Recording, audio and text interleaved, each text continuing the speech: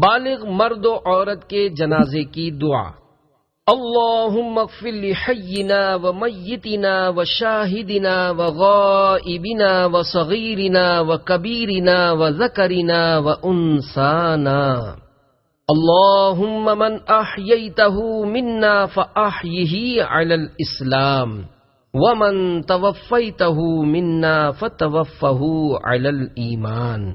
ترجمہ: الہی بخش دے ہمارے ہر زندہ کو اور ہمارے ہر فوت شدہ کو اور ہمارے ہر حاضر کو اور ہمارے ہر غائب کو اور ہمارے ہر چھوٹے کو اور ہمارے ہر بڑے کو اور ہمارے ہر مرد کو اور ہماری ہر عورت کو۔ الہی تو ہم میں سے جس کو زندہ رکھے تو اس کو اسلام پر زندہ رکھ، اور ہم میں سے جس کو موت دے تو اس کو ایمان پر موت دے۔ نابالغ لڑکے کی دعا۔ اللہم اجعلہ لنا فرطا واجعلہ لنا اجرا وذخرا واجعلہ لنا شافعا ومشفعا۔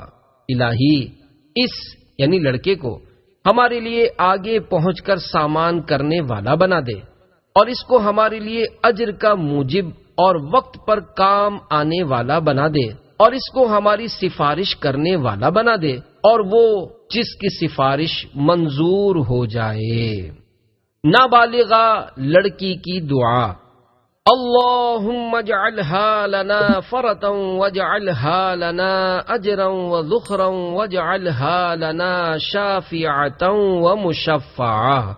الہی اس یعنی لڑکی کو ہمارے لیے آگے پہنچ کر سامان کرنے والی بنا دے، اور اس کو ہمارے لیے اجر کی موجب اور وقت پر کام آنے والی بنا دے، اور اس کو ہمارے لیے سفارش کرنے والی بنا دے، اور وہ جس کی سفارش منظور ہو جائے۔ جوتے پر کھڑے ہو کر جنازہ پڑھنا۔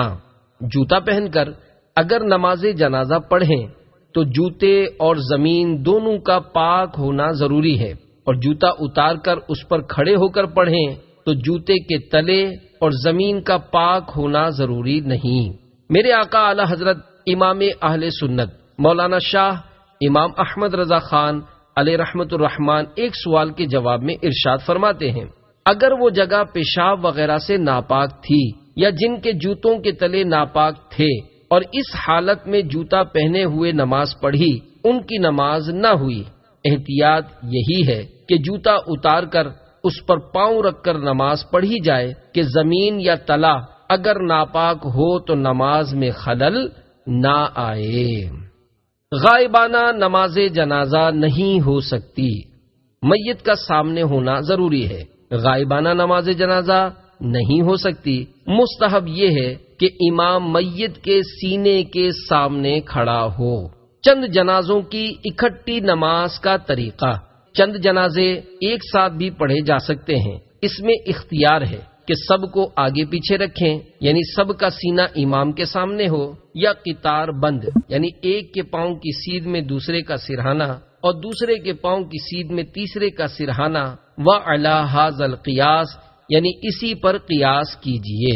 جنازے میں کتنی صفیں ہوں؟ بہتر یہ ہے کہ جنازے میں 3 صفیں ہوں، کہ حدیث پاک میں ہے جس کی نماز یعنی جنازہ 3 صفوں نے پڑھی اس کی مغفرت ہو جائے گی۔ اگر کل 7 ہی آدمی ہوں تو ایک امام بن جائے۔ اب پہلی صف میں 3 کھڑے ہو جائیں، دوسری میں 2 اور تیسری میں 1۔ جنازے میں پچھلی صف تمام صفوں سے افضل ہے۔ جنازے کی پوری جماعت نہ ملے تو مسبوق یعنی جس کی بعض تکبیریں فوت ہو گئیں وہ اپنی باقی تکبیریں امام کے سلام